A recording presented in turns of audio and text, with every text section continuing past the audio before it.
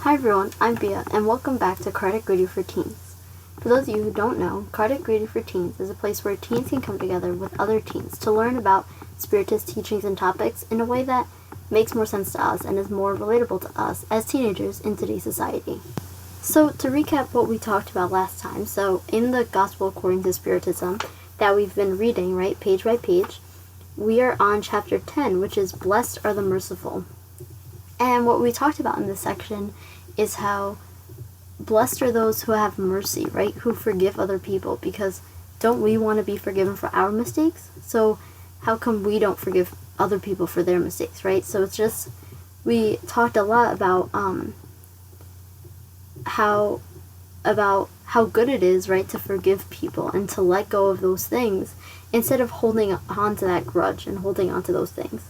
So now we're going to start off at the instructions from the spirits at the end of chapter 10, which is where the spirits give more direct instructions on these on this chapter, and it's in different sections. So the first section is the pardoning of offenses. How many times must I forgive my brother and sister? Not just 7 times, but 70 times 7. Here we have the teaching of Jesus, which should most strike the intelligence, and speak most loudly to our hearts. If these words of mercy are compared with the prayer he taught to his disciples, that prayer so simple, so concise, yet so great in its aspirations, you would always encounter the same thought. Jesus, the preeminently just one, replies to Peter with these words: You must forgive without limitation. You must forgive each offense as many times as it is done to you. Your brothers and sisters on earth must be taught that it is forgetfulness of self that makes a person invulnerable to attack, misbehaviors, and insults. Your heart must be mild and humble without measuring out your gentleness. In short, you must do whatever you wish the Celestial Father to do for you. Is he not frequently forgiving you? Have you, by any chance, counted how many times his pardon has come down to erase your shortcomings? So here it's talking exactly what we just mentioned before, right? How we have to forgive our brothers and our sisters, and right, which means everyone around us, because don't we expect that of God, right? They said that at the end. How many times do we want God to forgive us, and God forgives us, right? So how come we aren't going to forgive other people if even God forgives those people? God forgives those people, but we can't? That doesn't make sense, right? So it's saying we have to keep our hearts mild and humble and realize that, right, people make mistakes, and we know that. So keep forgiving, like they said, right, without limit. Forgive without limit, because that person eventually is going to learn from their mistakes. But that's not us to hold that grudge and to force upon them, right? Even God's going to give them a second chance. So why don't we? Then it continues. So pay attention to the reply given by Jesus, and just as Peter did, apply it to yourself. Forgive freely, use your indulgence, be charitable and generous, and even be lavish with your love. Give, and the Lord will make restitution. Forgive, and the Lord will forgive you. Lower yourself, and the Lord will raise you up. Humble yourself, and the Lord will take you to sit on his right hand. So, and then here again it's saying the important part, right, is not just reading these things, but then applying it to ourselves, right, to our lives. So, like they said, pay attention to this, and then go and apply it to your life, right? Forgive freely, and use your indulgence, be charitable, right? Do all these good things, because that's the best we can do, right? There's no point in holding a grudge, right? God will take care of how that person will make up for those mistakes. It doesn't have to be, right, us. We forgive that person, let them try again. But we have to apply that into our lives. It's not enough to just read this and think that, but start applying that to our lives, right? Forgive those that you might hold a grudge with right now. Dearly beloved, go forth to study and comment on these words which I have spoken on the part of He who, from the highest of celestial splendors, is always watching over you.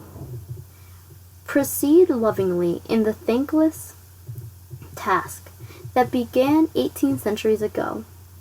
Forgive your fellow men as you wish them to forgive you.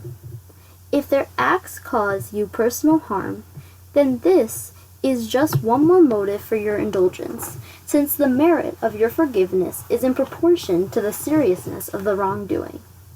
You will gain no merit by overlooking the errors of your fellowmen if they are nothing more than simple scratches. So here again it's saying that sometimes you can forgive people about little things, but when it comes to the big things, right, those are the hardest to forgive.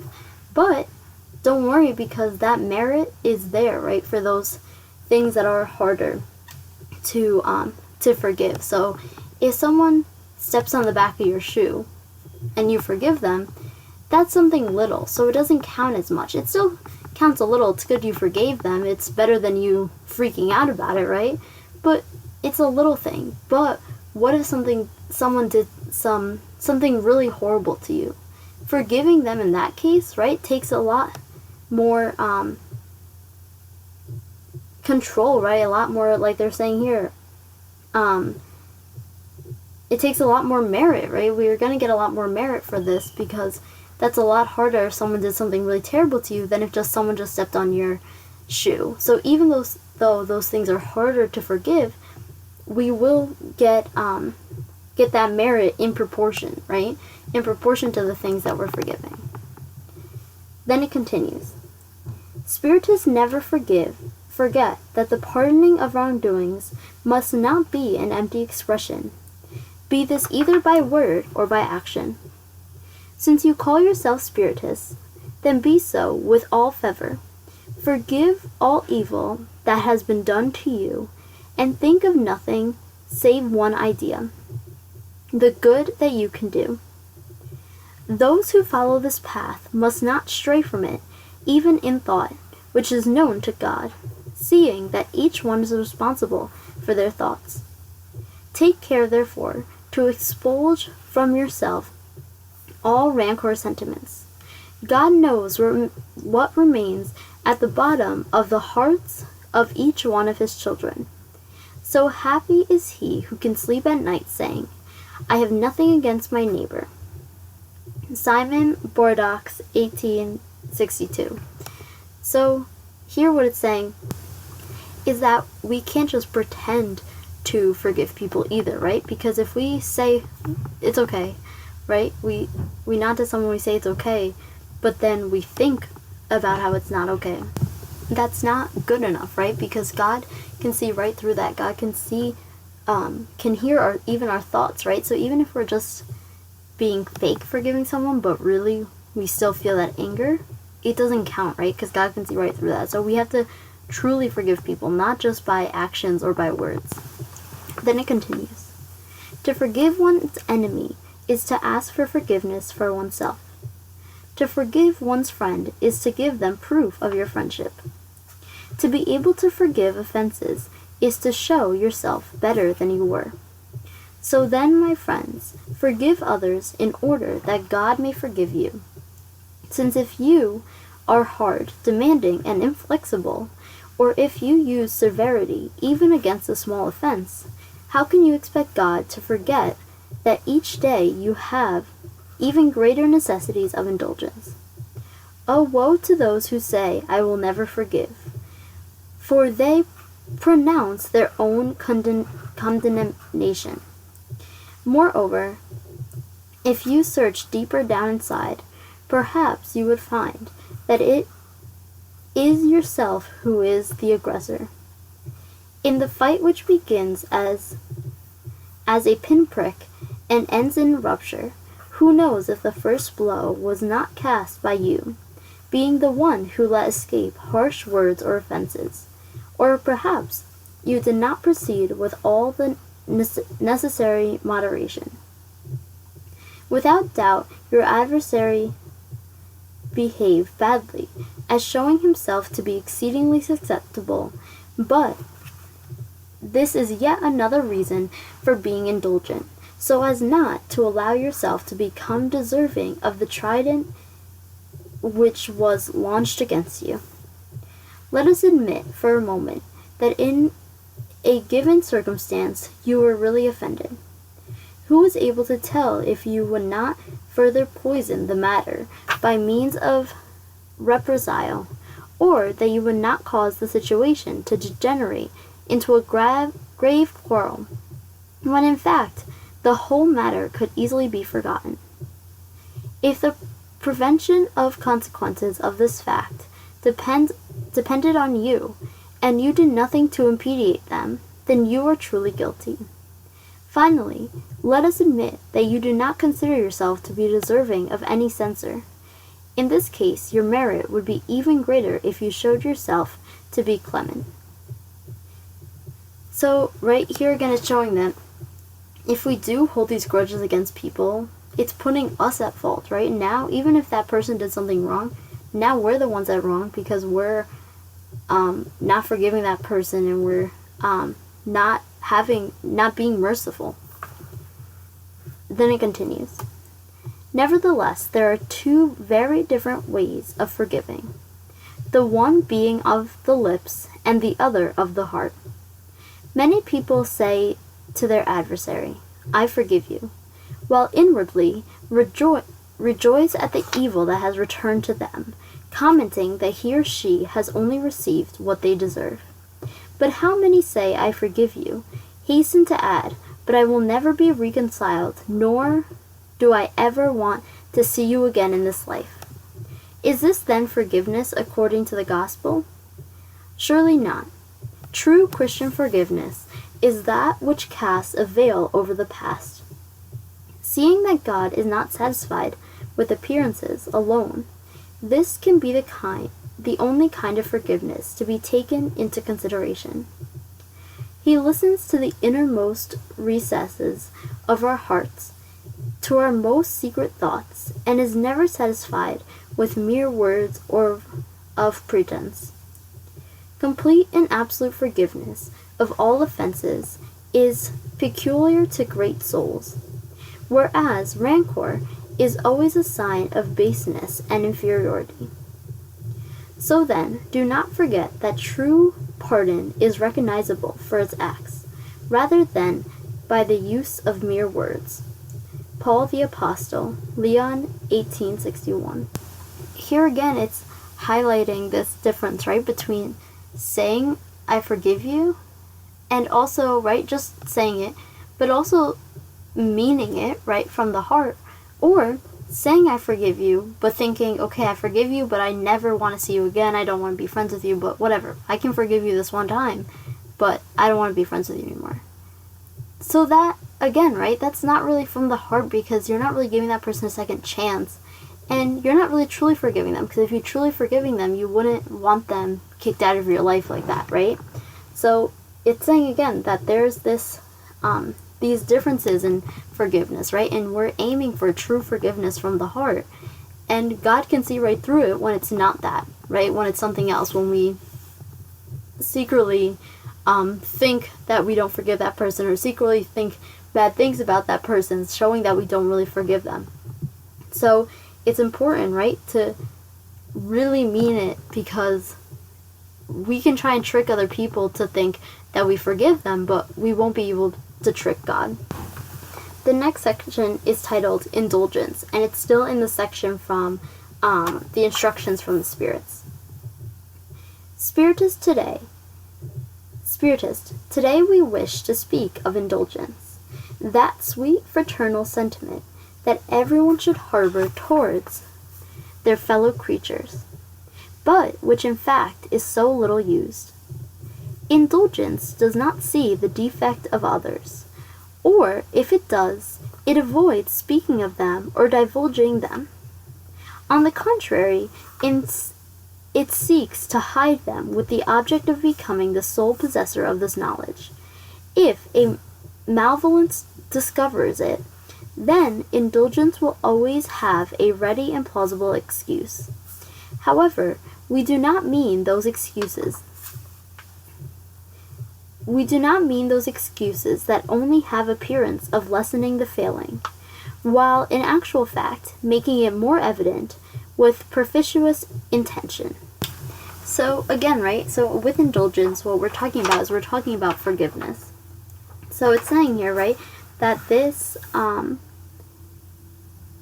when we're this indulgence, right, this forgiveness, we're not seeking out the problems in other people. We're not saying, oh, I forgive you because I know you're not smart, right? That's not, because now, even while you're forgiving them, quote unquote, you're still offending them, right? You're still being mean to them. No, it's seeing maybe that flaw in someone, seeing that mistake that they did, and keeping it to yourself, and not spreading it, right? Their defects, their imperfections, because we have imperfections and we have defects. Do we want people spreading that, right? So it's not, so again, it's something that we keep to ourselves and we don't need to spread to other people.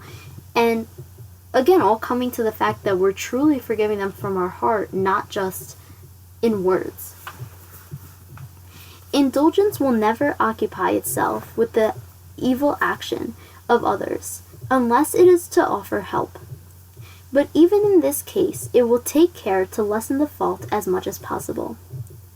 It will never make shocking observations, nor offer censure, but only advise, and even then, usually in a veiled manner. When you criticize, what consequences should be deduced from your words? That the one who censures be not guilty of which is being reproved, so that they may be worth more than the culprit. Humanity, when will you judge first your own hearts, thoughts, and actions, without occupying yourself with what your brothers and sisters are doing? When will you have stern eyes only for yourself? So here they're pointing out that we have this problem, right? This problem of seeing the flaws in everyone else, seeing the problems in everyone else. And when everyone else makes that mistake, we want to be the first one there to be like, oh, but you did this, and then they ask for our forgiveness. But when are we going to start looking at ourselves first, right? What about the mistakes we've made? What about the mistakes we are making? What about people who have to forgive us, right? What about the other way, right? We criticize these people that make mistakes, but when are we going to turn our eyes back on us and see all these things that we're doing, right? That's going to need forgiving. So then, be severe with yourself, but indulgent to others. Remind yourself of He who judges in the last instant, who sees the innermost movement of each heart. Consequently, forgiving many times the failings which you censor, and often condemning that which you condone, because He knows the motive behind all action.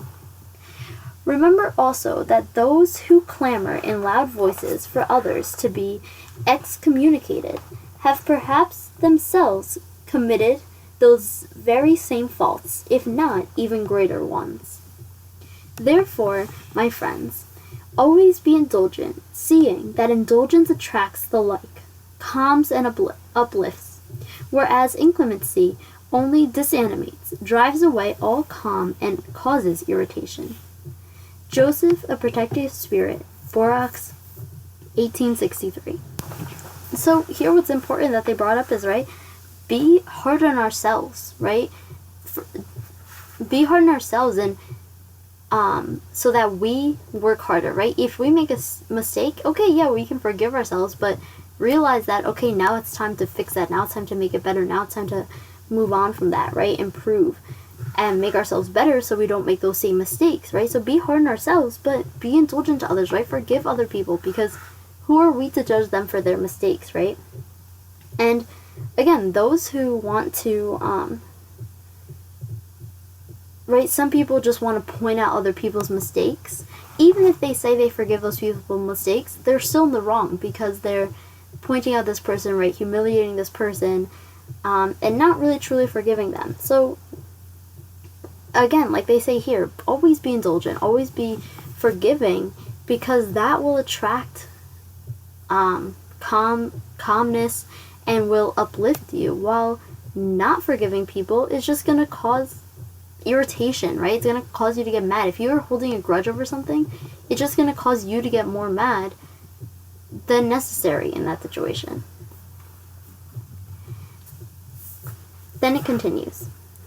Be indulgent with regards to the fault of others, whatever these may be. Do not judge with severity any action but your own. Then the Lord will be indulgent towards you, according to the manner in which you have shown it to others. Right? So, forgive people for their mistakes, right? Because who are we to judge them for their mistakes? Forgive people their mistakes, but be hard on ourselves, right? If we make a mistake, be hard on ourselves so that we fix those mistakes. And then God will be forgiving of us the way we forgive other people. And that's what we want, right? Uphold the strong, so stimulating them to persevere. Strengthen the weak by showing them the goodness of God, who takes into consideration even the smallest degree of repentance. Show to all the angels of penitence, stretching out her white wings over the shortcoming of humanity, veiling them from the eyes of he who cannot tolerate that which is impure. Let all understand the infinite mercy of the Father. Never forget to say to him, through thought, and above all through action, forgive us for our sins, as we forgive those who sin against us. Understand well the meaning of these sublime words, wherein not only in the literal sense admirable, but most of all the teachings enclosed therein. Right? So they're saying that this simple phrase right here, forgive us for our sins as we forgive those who sin against us, right? And that, they're saying, sums up a lot of teachings, right? That one phrase, because we make mistakes. We're trying to learn, but please forgive us, right? We want God to forgive us as we forgive those people who made mistakes towards us, right? Because we're making mistakes towards other people, and people are making mistakes towards us. So we forgive those people. We want God to forgive us the same. What is it to you? What is it you ask the Lord for when you implore his pardon? It is only the oblivion of your offenses that would leave you with nothing, if God limited himself to merely forgetting your shortcomings. Is it true that he would not punish, but neither would he offer compensation? Recompense cannot be offered for the good that has not been done, or even less for the evil that has been done, although this evil may have been forgotten. When you ask God to pardon your transgressions, you are asking for the favor of his grace, so as not to fall into relapse, together with the necessary strength to be able to turn into other pathways, like those of submission and love, which should then be joined to those of repentance and reparation. So here it's also saying, right, don't forget that there are these consequences for the things we do, right? So don't just think, oh yeah, I'm going to forgive everyone so God forgives me and then that'll be it, right? No, God forgives us, but then gives us a second chance to try again so we can get it right? Or if we make a mistake, we're going to have to repay for that in some way. We're going to have to fix that mistake we made. God is forgiving us and he'll show us the way to make up for that mistake, but we're still going to have to make up for it, right? Don't think that just by saying you're sorry, asking for forgiveness, it's all going to vanish, right? No, there's going to be work we're going to have to do to make up for those mistakes, which is why we want to be hard on ourselves now so we don't have to keep making up for those mistakes that we keep making. When you forgive a fellow creature, do not be content merely to extend a veil of oblivion across the failings, seeing that in most cases this veil is quite transparent in your eyes. Instead, simultaneously sweep away the failings with forgiveness and love. Do all your brothers and sisters what you would have the Celestial Father do for you. That is to say, substitute anger, which only defiles, with love that purifies. Preach as Jesus taught, by exemplifying active and ceaseless charity. Preach as he did during all the time he remained visible to physical eyes on this planet. Preach as he continued to do unceasingly since he became visible only to the eyes of spirit. Follow this divine example. Walk in his footsteps, for those will conduct you a refuge offering rest after the fight. Carry all your crosses as he did. painfully but with courage, and go up on your Calvary, upon whose peak you will find glorification. John, Bishop of Bordeaux, 1862. So here, right, again, to sum it all up, right, to have this forgiveness, we should follow the example of Jesus, right, who was doing everything for everyone and always being strong, right? So it's saying, do all for your brothers and sisters that you want, right, God to do for us. So, right, we talked about that a lot, and also saying, right, the way Jesus preached, the way Jesus forgave people, the way Jesus was an example, right? If people make mistakes, forgive them, and then lead them by your example, right? Show them your example of all the good things you're doing, and not bragging in their face, but do charity, right? And so they see, and maybe they'll be inspired by you to fix those mistakes that they've made. So that's where we'll leave off for today, and I hope everyone has a great new year, right? Going into the new year strong, putting into practice all of these things that we've been talking about every day, right? To make our year better, right? Because if we forgive people, right? In this simple message, if we start forgiving people more, we'll feel better, right? We'll be uplifted. So why don't we do that, right? A good New Year's resolution is putting it into practice, not only reading these messages, but starting to put them into practice into our lives, because that's what's going to help us improve and grow. But before we leave off, I'd like to read our message from the Daily Book of Positive Quotations by Linda Picone for today's date, December 31st. This one's titled Persistence. We are made to persist. That's how we find out who we are. There may be times when we feel like giving up. Everyone has these moments. Life is an adventure, and sometimes it's an adventure that gets the better of us. But we keep on, and we will keep on. Around the next corner is something we haven't seen before. It could be something wonderful. I will continue on this adventure of life as long as I can.